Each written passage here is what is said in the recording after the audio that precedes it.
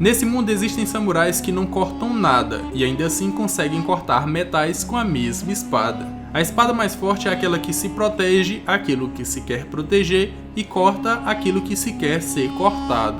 Essas foram as palavras que o mestre do Zoro, o Koshiro, disse para ele uma vez, demonstrando essa mesma técnica não cortando uma folha de papel. Mais de 700 capítulos depois, e no episódio 936, o vovô Ryo trouxe esse mesmo discurso aplicado ao Ryuou, que é o haki do país de Wano.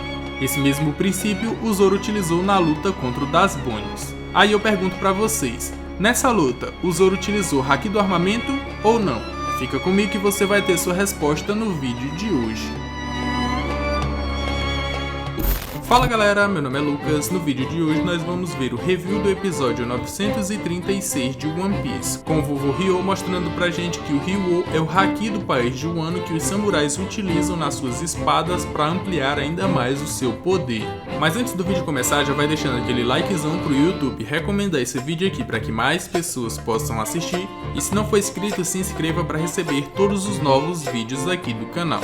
Agora, sem mais enrolação, bora pro vídeo. Como eu comentei no review do episódio da semana passada, a Hiyori contou muito fácil o segredo que ela tinha guardado pela vida toda, que é o segredo da sua verdadeira identidade. Só que nesse episódio ela revelou o porquê que ela fez isso. Inicialmente, os rumores que a família Kozuki estaria voltando aumentaram no país de Wano. Aliado a isso, ela percebeu que um samurai que não é do país apareceu.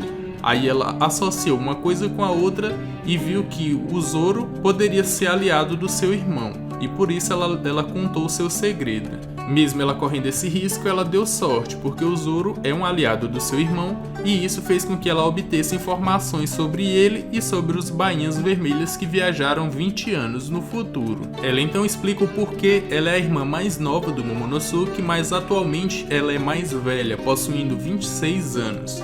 O que aconteceu foi que sua mãe mandou o Momonosuke, o Kinemon, o Raizou, a Okiku e o Kanjuro 20 anos no futuro e deixou ela para trás. Ela fez isso porque, caso acontecesse alguma coisa com um deles dois, ainda sobraria o outro para manter a linhagem dos Kozuki viva. Só que da forma como ela falou, eu me perguntei o porquê a mãe dela não mandou ela pro futuro e deixou o Momonosuke para trás. E eu pensei numa possibilidade da mãe dela ter deixado ela para trás porque ela viveria esses 20 anos e no tempo prometido, que é 20 anos no futuro, ela estaria uma mulher adulta, pronta para ter um filho caso acontecesse alguma coisa com o Momonosuke, e assim ela manteria a linhagem dos Kozuki viva. Mas essa é uma maneira muito difícil de se pensar aplicada ao mangá de One Piece, que às vezes pega temas sérios, aborda temas sérios, e eu vi que o Oda poderia estar aplicando esse tema, um tema sério como esse, que a mulher ficou para trás para ser usada para ter um bebê, para manter a linhagem de uma família. Ele utilizou nesse momento no mangá. Mas eu posso estar viajando nisso e eu espero que vocês comentem aí o que vocês acham disso. Porque se a gente pensar, se a Hiyori fosse pro futuro no lugar do Momonosuke, no tempo presente ela ainda seria uma criança. Caso acontecesse alguma coisa com o Momonosuke, ela ainda teria que viver mais um tempo até ficar adulta para ela poder ter a possibilidade de ter um filho. E para o Momonosuke seria muito mais difícil ele ficar no país de Wano, sendo que ele é o verdadeiro herdeiro do trono, e ver o seu país em decadência, ver o seu país sendo destruído pelo Shogun e não poder fazer nada. E eu ainda acho que a possibilidade, se o Momonosuke ficasse para trás, ele não ficaria no país de Wano, ele teria que fugir para só 20 anos depois voltar para cumprir a promessa. Mas continuando, ela fala pro Zoro que depois que ela perdeu seu pai, sua mãe e seu irmão, ela foi cuidada pelo Kawamatsu, que é um dos bainhas vermelhas. Foi ele que cuidou dela, deu comida e animou ela quando ela estava triste. Mas, infelizmente, quando ela tinha por volta ali dos 13 anos, eles foram separados e ela não sabe o paradeiro dele. Só que nós sabemos. O paradeiro dele é a prisão de Udon. Ele passou os últimos 13 anos preso ali dentro. E eu acredito que com a ajuda do Raizou, pegando a chave dele, ele vai ajudar o Luffy na fuga da prisão quando o Luffy realmente decidir fugir dali.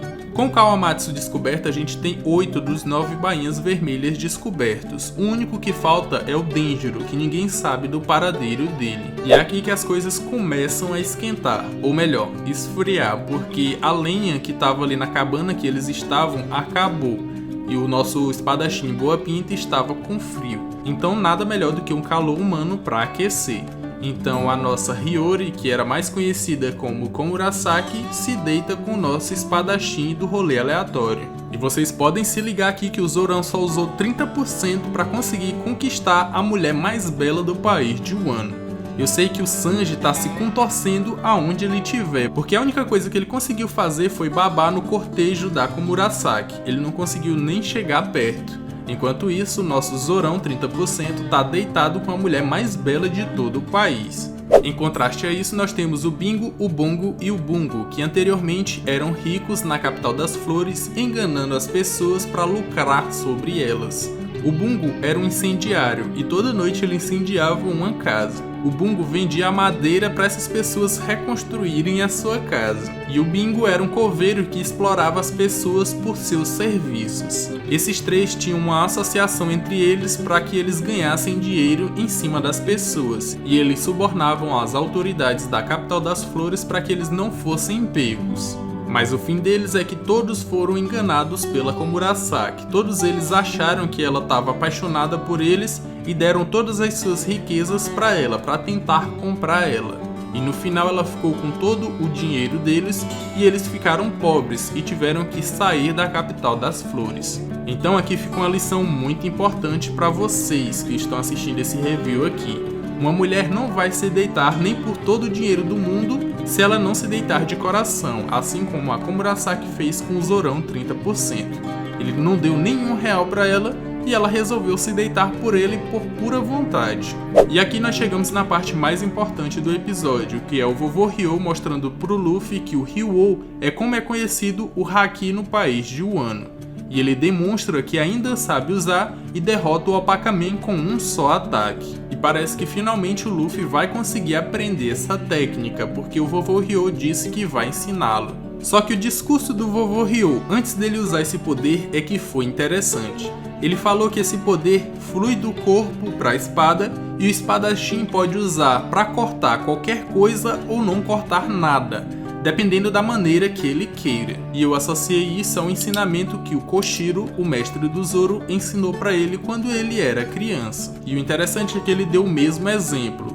Um espadachim que pode cortar nada e não corta nenhum papel e pode cortar qualquer coisa, até aço. Na luta entre o Zoro e o Das Bones, quando o Zoro estava quase à beira da morte, ele começou a ouvir o sopro das coisas, o sopro da pedra, da sua espada, da terra e até do aço que compunha o corpo do Das Bones. Logo após isso, o Zoro passou sua espada pelo galho de uma árvore e ele não cortou, porque na verdade ele não quis cortar. Depois disso ele testou em uma pedra gigante e ele partiu ela em duas, porque nesse ponto ele queria cortar. Na disputa final entre ele e o Das Bones, ele finalmente conseguiu cortar o aço do corpo do Das Bones e vencer aquela batalha. Aí eu pergunto pra vocês, seria essa a primeira vez que o Zoro utilizou o Haki do Armamento? Lembrando que o Ryo é como o Haki do Armamento é conhecido no país de Wano, assim como o Haki da Observação era conhecido como mantra lá em Skypiea. Mas voltando ao questionamento, eu acredito que sim, essa possa ter sido a primeira vez que o Zoro utilizou o Haki do Armamento, porque até onde sabemos, os usuários de Akuma no Mi só são afetados pelo Haki, pelo Kairoseki e pelo elemento oposto ou elemento mais forte do elemento que compõe o seu corpo. E nessa batalha entre eles dois, o Zoro utilizou basicamente o mesmo elemento que compõe o corpo do Das Bones, e ele conseguiu vencer.